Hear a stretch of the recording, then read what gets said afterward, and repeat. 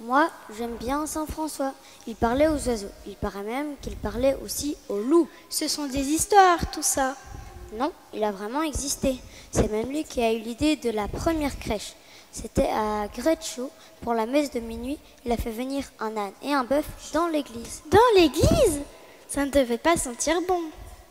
Il avait un ami, Saint-Antoine. Saint-Antoine de Padoue. Padoue, c'est aussi une ville en Italie. J'y suis allée.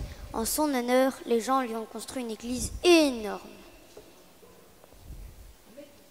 Mais pour moi, le plus grand saint, c'est Saint-Martin. Le plus... Chez nous, il y a au moins 3 églises qui lui sont dédiées. Non, le plus grand saint est Saint-Nicolas. Oui, Saint-Nicolas, c'est vrai, je l'avais oublié. Quel beau souvenir, la nuit du 5 au 6 décembre, sur chaque marche de l'escalier, une clémentine. Et puis, quand j'ouvre la porte du salon, waouh, plein de jeux, de jouets, de bonbons, de spéculoos. Moi, il y a encore un autre saint que j'aime bien, Saint Pélour. Saint Pélour. Oui, à Soigny, on fête 2 grands saints, Saint-Vincent et Saint Pélour. Une fête tous les 6 mois. D'abord, Saint-Vincent en mai ou en juin. Cela dépend des nouvelles lunes. Mais je n'y ai jamais rien compris. Et puis, Saint Pélour, lui, c'est toujours au mois d'octobre. Jamais entendu parler d'eux. Moi, si. Saint-Vincent était comte du Hainaut. Après une carrière militaire et avoir élevé 4 enfants, il s'est fait moine et s'est retiré dans une abbaye à Haumont. Après, il entreprend la fondation d'une nouvelle abbaye sur cette terre de Soigny. Il a fondé Soigny. Il mourra en 677 dans les bras de son fils Landry en lui confiant la double charge d'abbé d'Aumont, mais aussi de Soigny, où ses reliques sont vénérées. Eh bien, tu en sais des choses. Aucun mérite. Mon père était confrère et mon grand-père et mon arrière-grand-père. Et Saint-Fédin, vous connaissez? Oui, c'est une bière brassée au reux. Mais c'est aussi un saint venant d'Irlande. Il est venu ici pour l'évangéliser. Mais il a été sauvagement assassiné. Moi, celui que je préfère, c'est Saint Pélour, car ce jour-là, on reçoit des carabébis. Des caca, des crabis. Quoi? Des ca, Ra, bi, bi, bi. carabibi. Oui, ce sont des caramels que Saint Pélour lance à la foule le 3e samedi du mois d'octobre, et on fait la fête. Ne l'écoute pas, Saint Pélour n'était pas saint, c'était un homme cocu dont on se moquait. Et Saint-Vincent, N'a-t-il pas quitté sa femme puisque tu l'as dit, il est devenu moine? Oui, mais après avoir élevé leurs 4 enfants, le couple s'est séparé pour répondre à l'appel de Dieu. Vincent à Soigny, Vaudru à Mons. Quoi? Ils se sont séparés et ils sont quand même devenus saints? Eh oui, tout peut arriver. Tout le monde est appelé à la sainteté. Bonjour les angelots, vous avez l'air en grande discussion. Que complotez-vous? On parlait des saints. Oh, c'est pas trop de votre âge de parler des saints. Pourquoi? Parce que pour en parler, faut en avoir. Ah, mais on en a, hein.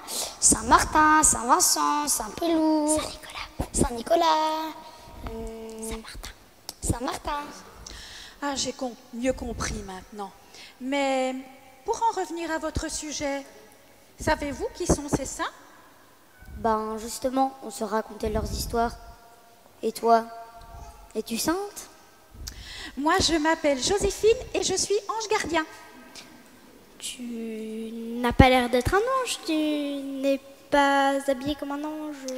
Je suis un ange gardien. Je vais de temps en temps chez les hommes pour les aider. Et puis, si j'étais habillée comme vous croyez vraiment que ceux-là, ils me prendraient au sérieux? Et puis aujourd'hui, je reviens directement de mission et j'ai pas eu le temps de me changer. Mais dites-moi, savez-vous comment on devient saint? En priant?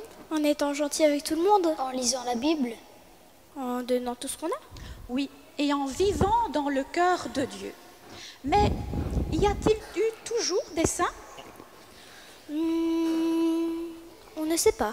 Mais si, on sait. Dans la première partie de la Bible, qu'on appelle l'Ancien Testament, il y a des noms de gens qui ne sont pas saints. Jamais entendu parler de Saint Noé, Saint Abraham, Saint Adam.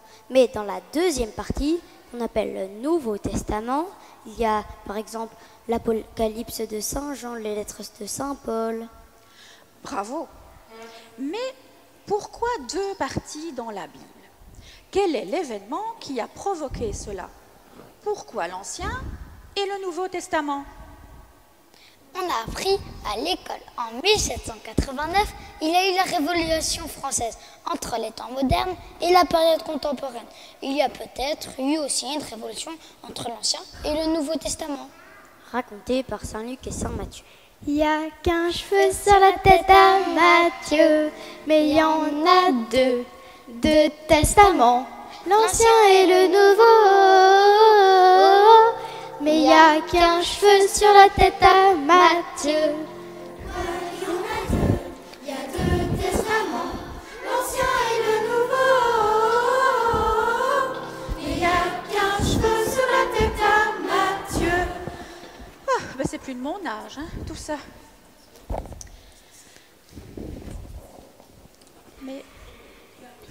Mais tu as raison, il y a eu une révolution. Il y a 2000 ans, un événement grandiose a transformé notre monde. La naissance de Jésus. Donc, si je comprends bien, avant la naissance de Jésus, pas de saints. Après la naissance de Jésus, une flopée de saints. On en compte entre 3000 et 8000. Mais dites-moi, les angelots, ça vous intéresserait-il de vivre la naissance de Jésus? Mais c'est pas possible, tu viens de dire que cela s'est passé il y a 2000 ans. Oui, chez les hommes, ce n'est pas possible. Mais ici, au ciel, rien n'est impossible à Dieu. La dimension temps n'existe pas. Et puis, on peut vivre en direct n'importe quel moment de la vie des hommes. Cool. Alors, installez-vous convenablement. On est prêt.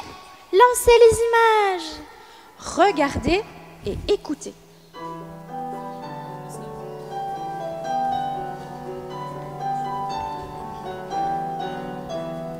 Danse de joie, danse pour ton Dieu, danse la ronde de sa joie. Danse de joie, danse pour ton Dieu, danse la ronde de sa joie. Comme David devant l'arche de Dieu, dansons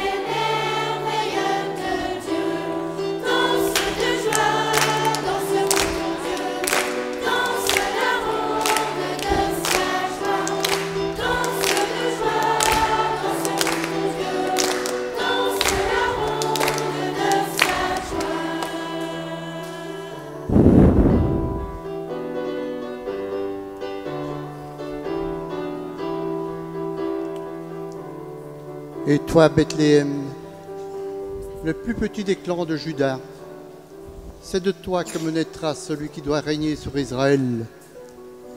Ses origines remontent au temps jadis, aux jours antiques.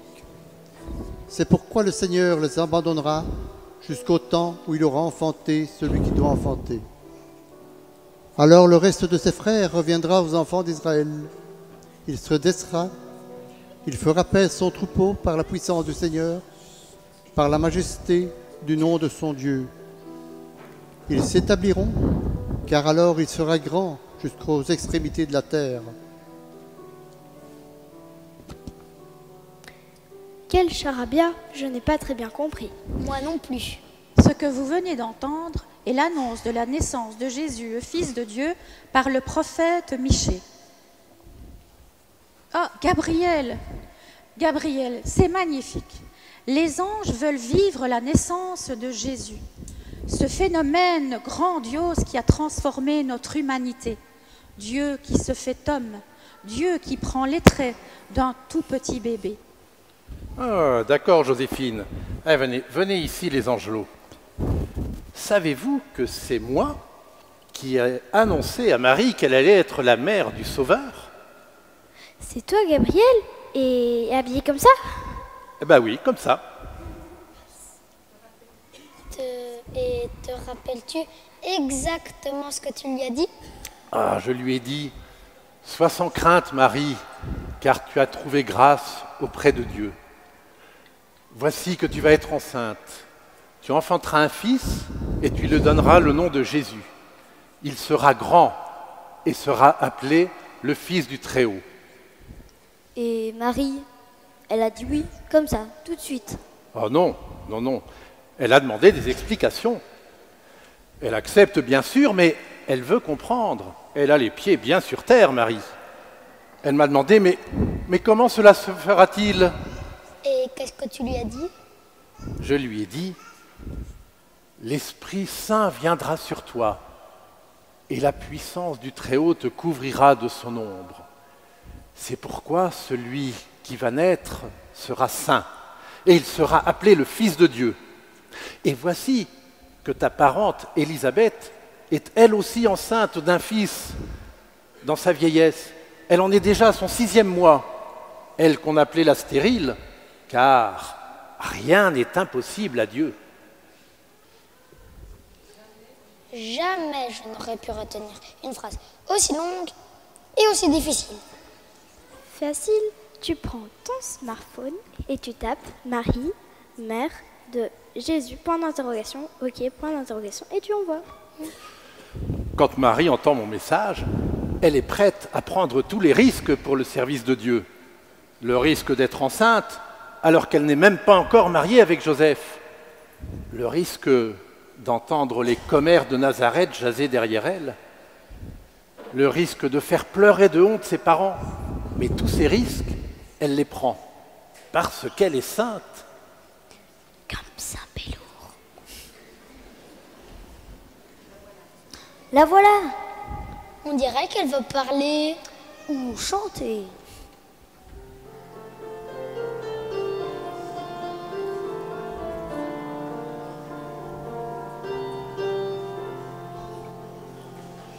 J'ai dans le cœur une chanson que tous les âges rediront. Magnificat, Magnificat. Mon cœur exulte et crie de joie pour Dieu, je vibre à pleine voix. Magnificat, Magnificat. Alléluia, Alléluia. Tout mon bonheur est de servir le Dieu vivant qui m'a créé. Sous son regard je veux grandir, chanter son nom de sainteté. J'ai dans mon cœur une chanson que tous les âges rediront. Magnificat, Magnificat.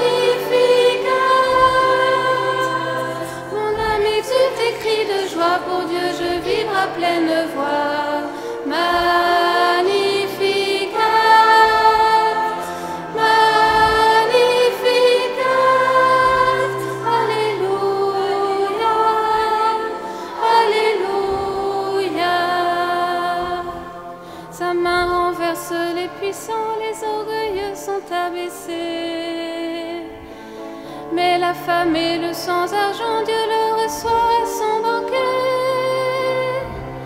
J'ai dans mon cœur une chanson que tous les âges rediront. Magnificat,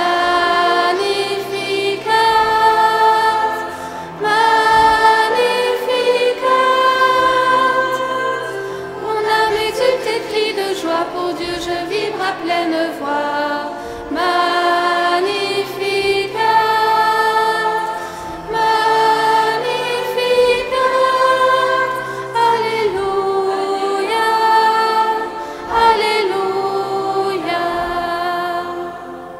Pour Israël son serviteur, Dieu se souvient de son amour. Noël apporte le sauveur dont Abraham a vu le jour. J'ai dans mon cœur une chanson que tous les âges rediront. Magnificat, Magnificat. Mon âme exulte et crie de joie, pour Dieu je vibre à pleine voix. Magnificat, Magnificat. Alléluia, Alléluia. Que c'est beau. Ah, mais tout est beau en Marie, car elle laisse toute la place à Dieu dans ses pensées, dans ses paroles et dans ses actes. L'Esprit peut faire naître en elle le Fils de Dieu. Elle est comme une page blanche où Dieu peut inscrire son projet. Elle peut laisser prendre corps en elle l'espérance nouvelle. Ah, c'est pas à toi que Dieu aurait demandé ça, hein, Joséphine? Alors là, Dieu nous a créés comme il a créé les hommes, à son image et à sa ressemblance. Nous sommes simplement tous différents, mais certains avec un petit don particulier. Comme dit ma grand-mère, il faut de tout pour faire un monde. Des petits, des gros, des grands, des minces, des blancs, des doux et des... Oh, un nouvel ange, bonjour. Je peux venir avec vous? Oui, bien sûr. Dites-moi les anges, que regardez-vous? Nous revivons Noël. César Auguste a décidé d'un recensement et le registre est prêt à Bethléem. Un recensement. On compte toutes les personnes. Et ça sert à quoi? On ne sait pas combien sommes-nous ici. Toi, tu le sais, Gabriel, qui sait toujours tout. Nous sommes une multitude. Seul Dieu connaît notre nombre et seul Dieu connaît chacun d'entre nous. Et César Auguste se prenait-il aussi pour un dieu? Voulait-il savoir aussi combien sommes-nous? En quelque sorte.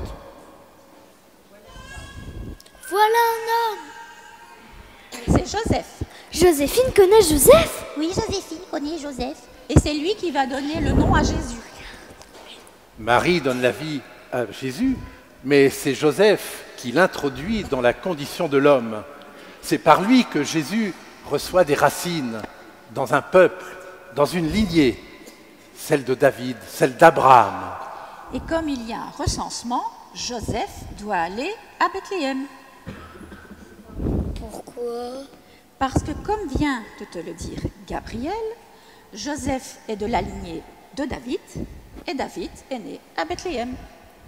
Ah, je les plains, parce que je sais qu'entre Bethléem et Nazareth, il y a plus de 150 km. Faire ça à pied, c'est pas rien, surtout que Marie est enceinte. Écoutez,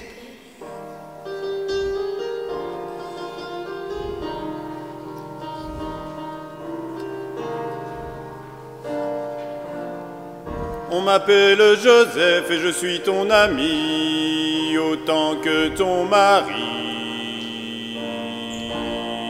Et je voudrais toujours te garder dans ma vie, comme on garde un amour. Ne m'en veux pas, Marie, si j'ai douté de toi le jour où tu m'as dit que l'enfant de nos joies deviendrait le Messie. Ne m'en veux pas, Marie, si j'ai douté de toi avant d'avoir compris que cet enfant de toi serait le mien aussi. On m'appelle Joseph et je suis ton ami, autant que ton mari. Et je voudrais toujours te garder dans ma vie, comme on garde un amour. Mais qui es-tu, Marie, que je ne savais pas, pour enfanter celui que Yahvé nous envoie comme il l'avait promis? Mais qui es-tu, Marie, que je ne savais pas lorsque Yahvé m'a dit de te prendre avec moi comme une arche de vie? On m'appelle Joseph et je suis ton ami, autant que ton mari. Et je voudrais toujours te garder dans ma vie, comme on garde un amour. Comment fais-tu, Marie, pour marcher avec moi dans le cœur de la nuit? Trouverai-je un endroit pour te mettre à l'abri? Comment fais-tu, Marie, pour marcher avec moi vers la paille d'un lit, où l'enfant trouvera son chemin jusqu'ici? On m'appelle Joseph et je suis ton ami, autant que ton mari. Et je voudrais toujours te garder dans ma vie, comme on garde un amour, comme on garde un amour.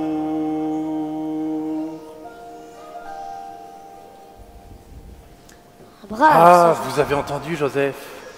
un brave, ce Joseph. Pourquoi? Ben, parce qu'il a été fiancé à Marie et il apprend qu'elle est enceinte, mais que ce n'est pas son enfant, c'est celui de Dieu.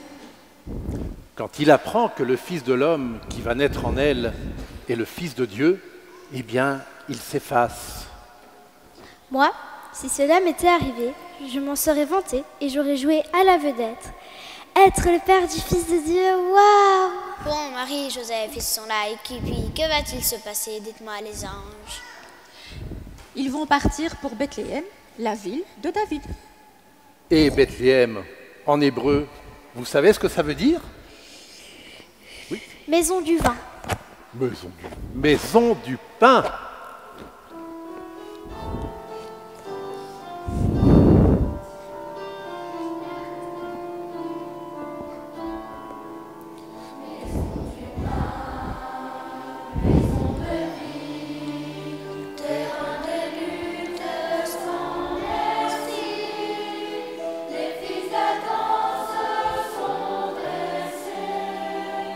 Pour des matins de liberté.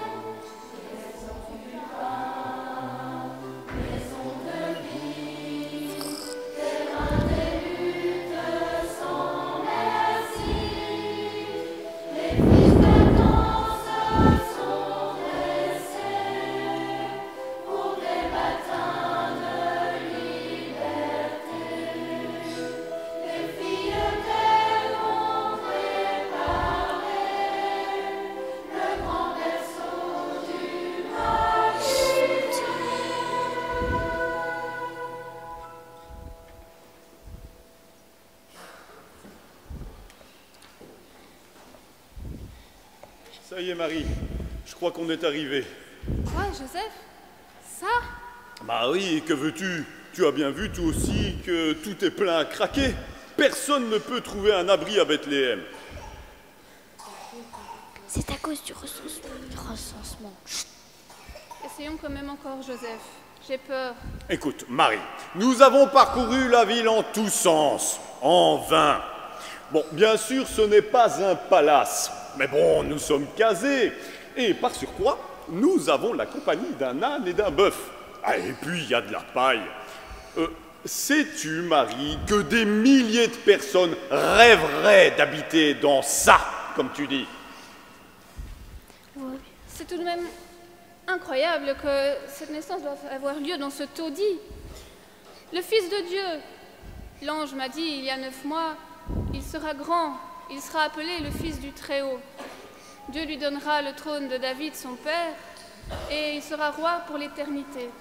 Peux-tu imaginer, Joseph, que cette naissance se passe là, dans ce bouge? Moi, je te comprends, Marie, mais laissons tout cela à la sagesse de Dieu. Il sait ce qu'il fait, le bougre. Et puis, tout a été vachement bizarre jusqu'à présent, non? Pourquoi est-ce toi, fille de parents pauvres et inconnus, qui a été choisie pour être la mère du Fils de Dieu? Et pourquoi c'est moi, qui n'ai absolument rien fait à personne, qui dois me taper son éducation? Bon, repose-toi, Marie, la nuit sera longue. Bravo, Joseph, il a tout compris. Attention, minuit va sonner.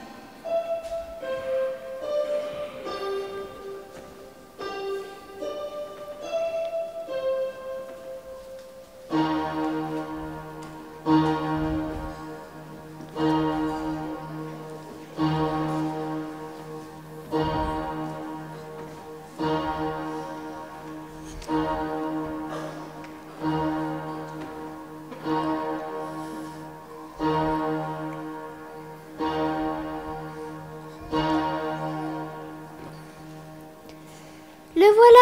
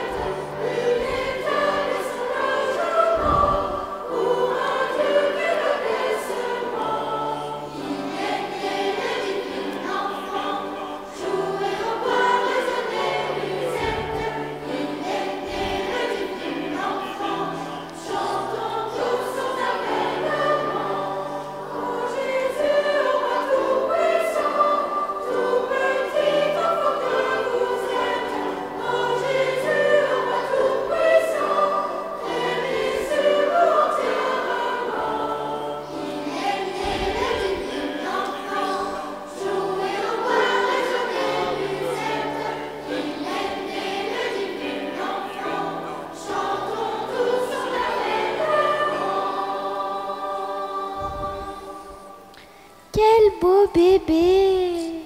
Ce bébé a un nom. Moi, je connais son nom. Voici que la Vierge concevra et enfantera un fils du nom d'Emmanuel. Tu as raison, De Dieu avec nous. tu as raison. Mais quand j'ai vu Marie, je lui ai dit textuellement, voici que tu concevras dans ton sein et enfanteras un fils. Et tu l'appelleras du nom de Jésus. Et Jésus veut dire Dieu sauve. Finalement, on va l'appeler comment ce petit bonhomme? Jésus ou Emmanuel? Peut-être que Jésus, son prénom, et Emmanuel, son nom de famille. Ou l'inverse? Son nom, c'est Dieu avec nous qui nous sauve. Bon, quand vous aurez terminé vos élucubrations, il est temps de se préparer pour le chant. Le chant, lequel? Mais je ne sais pas chanter.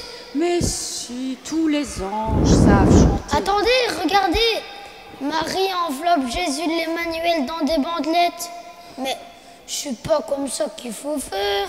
Il pourra bouger ni les bras, ni le pied. Jésus se lie à la condition de l'homme. Le Seigneur Dieu se lie à la condition de l'homme. Plus tard, il sera emmailloté dans un linceul. Eh bien, c'est gai. À peine né, on lui rappelle qu'il devra mourir. Oh, regardez, Marie le dépose dans la mangeoire du bœuf. Bah où veux-tu qu'elle le mette? Y a pas de berceau. Elle le met dans la mangeoire pour rappeler aux hommes qu'il est le pain nourrissant. Bon, vous y êtes? On est prêt? Il faut aller annoncer à tout le monde la naissance de Jésus.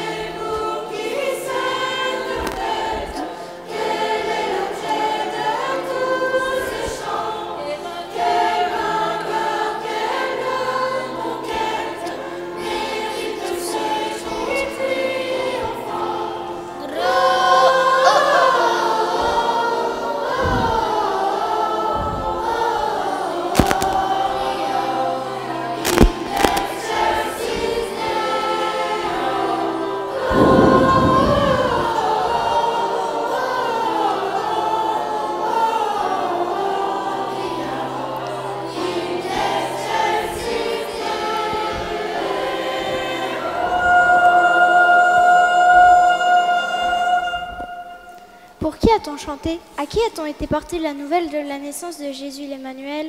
Ce sont les bergers, les premiers à avoir reçu notre message.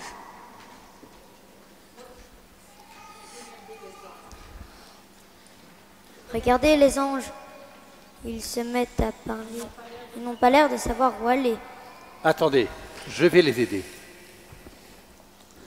N'ayez pas peur, je vous apporte une bonne nouvelle. Aujourd'hui, dans la cité de David, la ville de Bethléem, cette nuit est né le Messie, le Sauveur. Vous le reconnaîtrez, c'est un petit enfant enveloppé de l'ange et couché dans une mangeoire.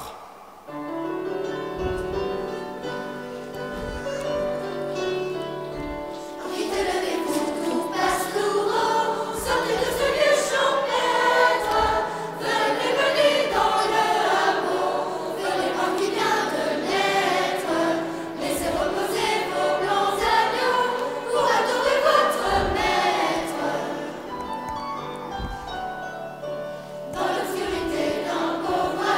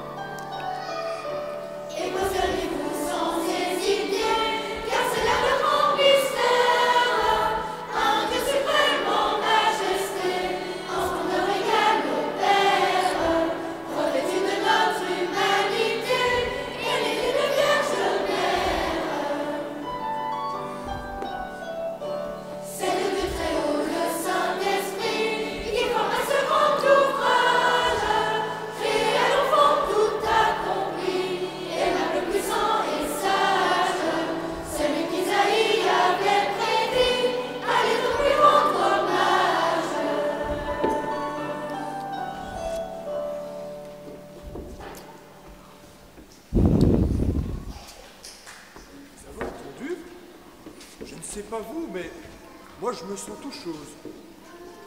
J'ai plus envie de dormir, moi. Il est pourtant minuit passé. Et moi, j'ai envie de chanter. J'ai envie de crier de joie. Mais moi aussi. Partons. Allons essayer de trouver cet enfant. Mais attendez les amis. On ne va tout de même pas partir les mains vides. Quand on va voir un nouveau-né, on lui apporte toujours un cadeau. Ah, j'ai rien à lui offrir, hein. Moi, je vais lui chanter une chanson. Mais tu peux lui offrir du fromage, tiens. Un fromage? Pour un nouveau-né? Mais tu n'auras qu'à l'offrir à son père. Je suis sûr qu'il raffole de fromage. Eh bien moi, je vais lui offrir mon plus bel agneau.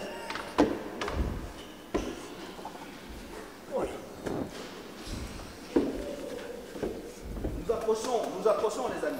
Je vois à travers l'œil de bœuf, un bœuf et sa mangeoire. Un bœuf avec un bébé? Eh, s'il se rapproche trop, il va lui donner un coup de corne. Mais regardez bien, à côté du bœuf. Mais c'est un âne. Tous deux réchauffent l'enfant, mais de leur souffle. C'est aussi pour se rappeler ce que Isaïe a écrit au début de son livre. Un bœuf reconnaît son propriétaire et un âne la mangeoire de son maître. Mais mon peuple ne me reconnaît pas. Israël ne comprend pas. Qu'est-ce qu'il raconte? Pas très bien compris. Il a dit qu'on a mis un âne et un bœuf dans la crèche pour se rappeler un verset d'Isaïe. Pendant que vous parliez, les bergers sont arrivés à la crèche. Oh, ils s'agenouillent, ils déposent leur offrande. Marie et Joseph ont l'air heureux. L'enfant leur sourit. Cet enfant est l'agneau de Dieu. Ça ne doit pas sentir très bon là-dedans, avec cet âne, ce bœuf, ces moutons et ces bergers qui ne se lavent jamais. Eh bien non, ça ne sent pas très bon. Mais Jésus n'est pas venu pour les sans bons, pour les bien portants. Il est venu pour les sans logis, les sans voix, les sans droit. Ce sont eux les premiers. Ce sont eux qui ont reçu les premiers cartons de faire-part et d'invitation pour la naissance du Fils de Dieu. Incroyable, c'est le monde à l'envers.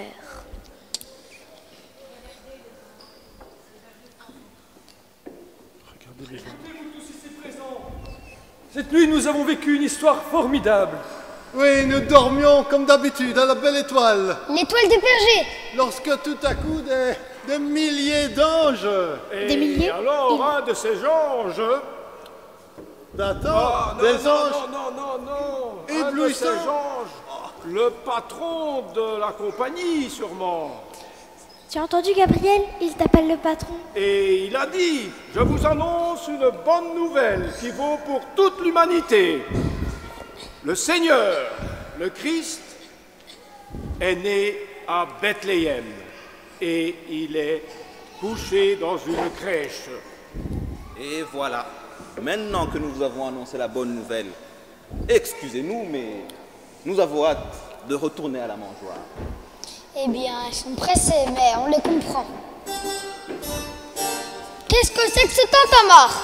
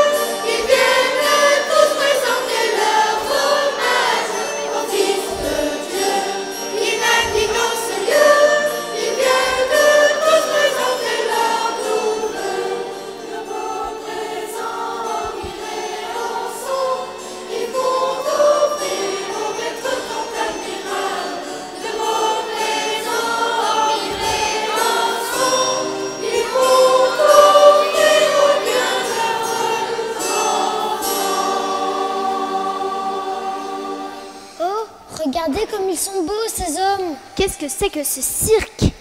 Moi, je suis d'accord avec Grégoire. Je le trouve plutôt beau. Et puis, ils se dégagent avec leurs cassettes de parfums qui sentent bon.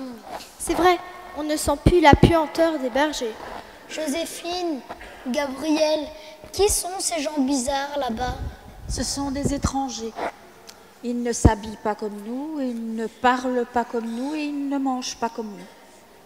Eh bien, c'est normal. Nous, on est des anges. Ils viennent avec un tas de serviteurs. J'ai même vu des chameaux, mais on ne les voit plus. Ils ont dû le laisser dans une étable. Ils ont dû faire un très très long voyage. Il fallait bien qu'ils les laissent quelque part, parce qu'un âne, un bœuf, des chameaux, des moutons, ça ne fait déjà pas bon ménage, mais des chameaux, en plus, ça ferait un beau carnage. Et puis, pauvres petits bébés. Après les plus démunis, l'invitation leur a été faite de venir adorer le roi des rois.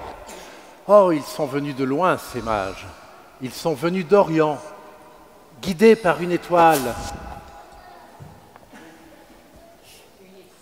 Une étoile? Quoi? Rien qu'une étoile comme ça? C'est pas nous les anges qui ont fait tout le boulot? Étais-tu en grève? Ou alors, il fallait aller trop loin. L'Orient, c'est loin. Dieu a plus d'un tour dans son sac. Parfois, c'est une étoile, parfois, c'est un ange. Et je suis bien placée pour le savoir, hein, parce que moi, il m'en a déjà fait voir de toutes les couleurs, hein, pour aller voir les hommes. Le problème, c'est que l'homme ne comprend pas toujours. Mais Dieu ne se décourage jamais. Inlassablement, Dieu appelle l'homme. Sans cesse, Dieu offre à l'homme de renouveler sa vie, de la faire renaître. Pendant que vous parliez, les mages sont arrivés à la crèche. Ces mages. Moi, il y a longtemps que je l'aurais envoyé promener. Qui ça? Dieu? Non, l'homme. Mais tu n'es pas Dieu, tu n'es qu'un de ses messagers. Ces mages vont-ils vraiment à la crèche? On dirait qu'ils changent de direction. À mon avis, ils vont voir le roi Hérode. Pourquoi? Parce qu'un roi sait toujours tout. Et Hérode pourra-t-il les renseigner? Oh, explique-lui, Gabriel, hein. Moi j'ai envie de regarder. Quand les mages arrivent chez le roi Hérode, des scribes et des savants ont compulsé leurs livres sacrés. Ils y ont découvert que le Messie allait naître à Bethléem, en Judée. Ils le savaient et ils n'ont pas bougé. Ils n'avaient pas envie de se prosterner devant l'enfant, le roi. Mais le roi Hérode a eu une attitude encore plus bizarre. Il a demandé aux mages d'aller se renseigner sur l'endroit où se trouvait l'enfant, et puis qu'ensuite, ils reviennent lui dire s'ils l'avaient trouvé. Pendant que vous discutiez, les mages sont arrivés à la crèche. Ils ont retrouvé l'étoile. Tiens, ils ne sont plus que 3. Où sont passés les autres? Ils sont retournés près des chameaux. Comment s'appelle-t-il? Qui ça? Les chameaux? Non, je connais le nom des chameaux. Melchior, Gaspard et Balthazar. Et regardez bien, hein, les anges, parce que ce sont les premiers païens à être venus adorer Jésus. Je lui offrirai de l'or, car il deviendra roi d'un royaume. Un royaume, je ne le sais lequel, mais il deviendra roi.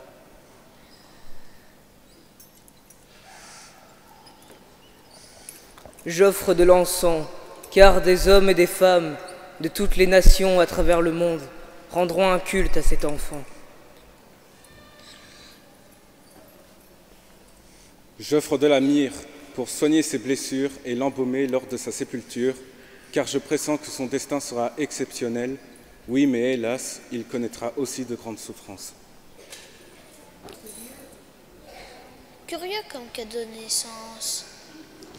Voilà, tout est prêt. Joseph et Marie, contemplant Jésus nouveau-né, les bergers et leurs troupeaux, les mages et leurs cadeaux, il ne manque plus que nous. Allons les anges, dirigeons-nous vers la crèche.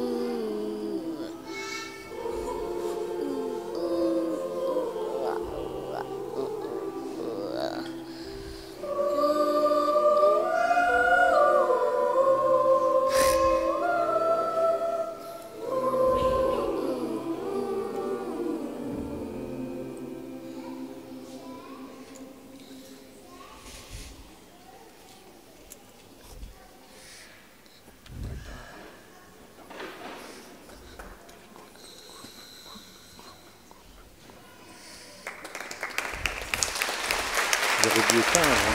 J'aurais dû éteindre.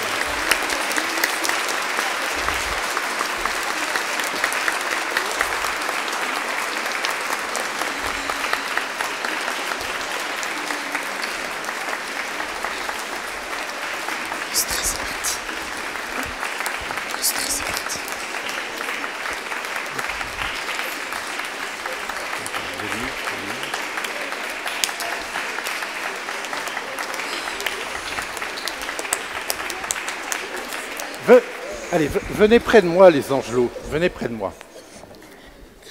Est-ce que vous avez bien retenu ce que je vous ai dit? Oui. Oui? Bon. Est-ce que vous vous souvenez pourquoi, pour qui Jésus est-il venu?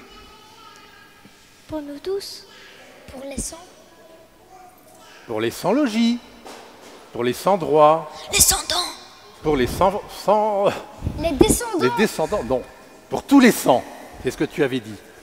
Eh bien, pour tous les sans, c'est-à-dire pour tous les gens qui sont un petit peu dans la détresse, les démunis, les pauvres, les gens isolés, toutes ces personnes, tous les sans, les gens qu'on ne regarde pas. Eh bien, dans le prolongement du spectacle que nous venons de vous présenter, nous allons vous demander maintenant, comme depuis des décennies, enfin, chez les anges, les décennies, on ne sait pas très bien, parce que le temps n'existe pas dans le ciel. Hein. Mais si, ça fait déjà des décennies que nous réalisons des présentations comme ça pour la rencontre de Noël. L'opération Rencontre de Noël. Qu'est-ce que c'est? Ce sont des bénévoles qui se mettent en route, comme Jésus, pour les sans-logis, pour les sans-droits, pour les petits, pour tous les sans. Et avec eux, nous vous demandons, ces bénévoles se mettent en route, on réalise à l'occasion de Noël une opération, rencontre de Noël, des gens préparent des colis qu'on va aller porter chez des personnes isolées, chez des personnes seules, chez des personnes qui ont moins de moyens pour améliorer leur ordinaire. Et toute une équipe de bénévoles, toute une chaîne d'amitié se met en place. Des personnes vont visiter ces personnes-là, et puis le spectacle que nous vous avons présenté, eh bien c'est la principale, ou peut-être l'unique, je ne sais pas, source de financement de cette opération Rencontre de Noël. Alors, si vous avez aimé ce spectacle, l'année prochaine, vous pouvez revenir. Vous vous délestez de vos billets. Et alors, plus il y aura de billets dans les corbeilles qui vont passer, et plus on montrera à tous les anges et à toute la chorale céleste que vous avez apprécié le spectacle qu'on vous a présenté. Alors, pendant que les chorales viendront se mettre ici au centre du plateau pour vous chanter encore quelques petits chants traditionnels, eh bien, les paniers de la collecte vont passer entre vous. N'oubliez pas, soyez généreux. Hein. Les billets, ça ne fait pas trop de bruit, ça peut être mis discrètement dans le panier. Voilà, merci. Merci de votre générosité. Et revenez l'année prochaine. Ça recommence.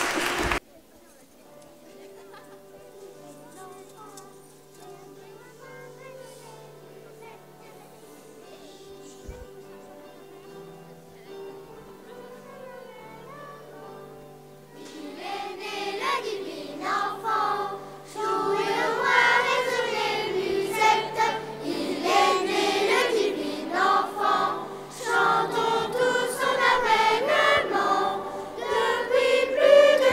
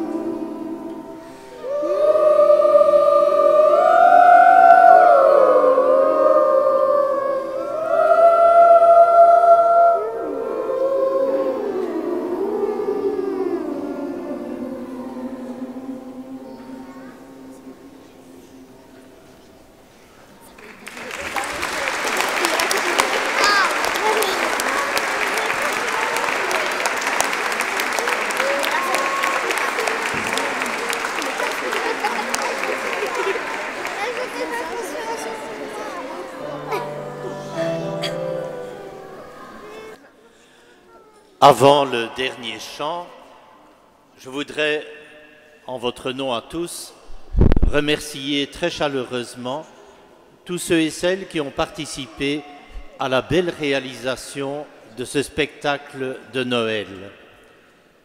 C'est une joie chaque année, quelques jours avant la fête, de pouvoir vivre ce spectacle qui nous fait goûter dès maintenant l'émerveillement de Noël. Il y a bien sûr beaucoup de personnes à remercier, je risque d'en oublier, mais je voudrais d'abord remercier tous nos chanteurs, les chanteurs de la maîtrise,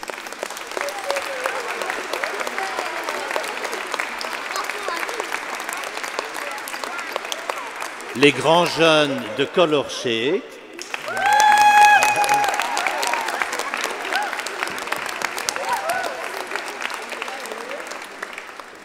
et les autres enfants qui, pendant 5 vendredis, à l'école, sous la conduite de Mario Baza, ont également répété les chants d'aujourd'hui.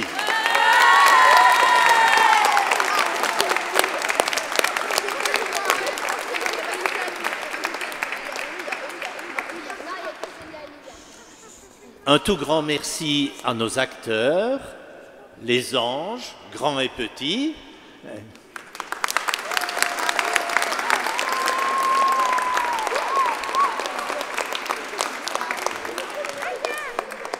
Les bergers, les mages et Marie et Joseph.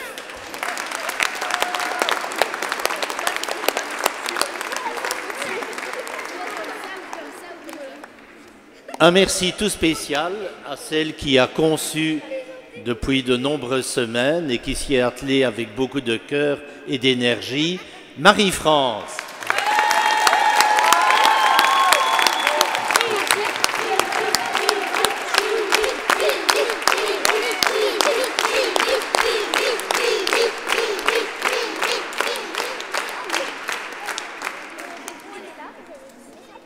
Au niveau technique, un merci tout particulier à Nicolas Druckmann de Sonostradamus et son équipe.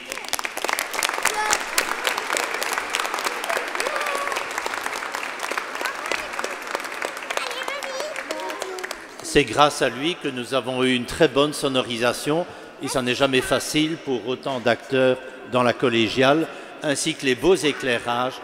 Vraiment, chapeau, merci Nicolas.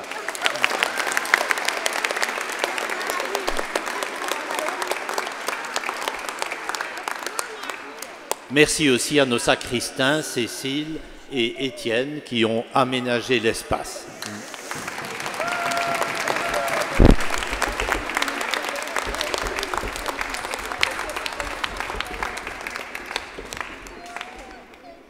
Comme c'est la tradition, nous nous retrouverons après le spectacle pour partager le vin chaud et le cacao. Déjà, une très très bonne fête de Noël à vous-même, à vos familles, à tous ceux qui vous sont chers. Et le dernier chant.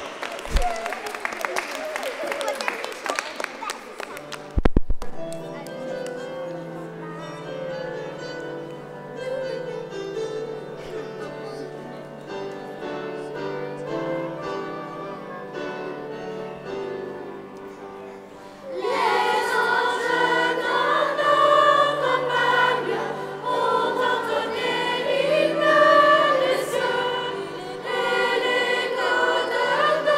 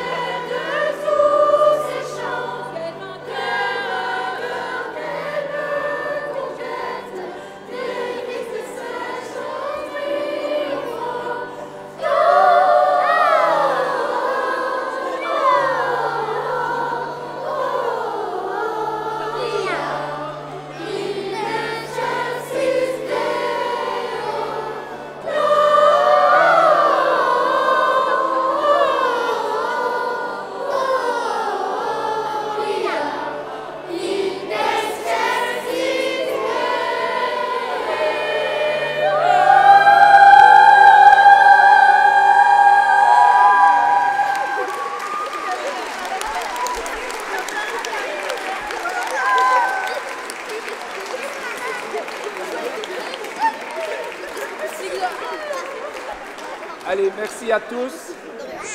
Tous ceux qui sont costumés, on a d'abord la responsabilité.